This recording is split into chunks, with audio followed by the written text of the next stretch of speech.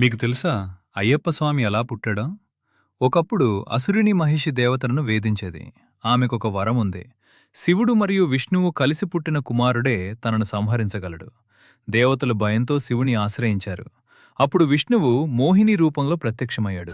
శివుడు ఆ మోహిని రూపాన్ని చూసి ఆకర్షితుడయ్యాడు. ఆ దివ్య సంయోగం నుంచి ఒక శిశువు జన్మించాడు. ఆ శిశువే హరిహరసుతుడు అయ్యప్ప. శిశువుడు భూమిపై పాండలం రాజు వద్ద ఉంచారు.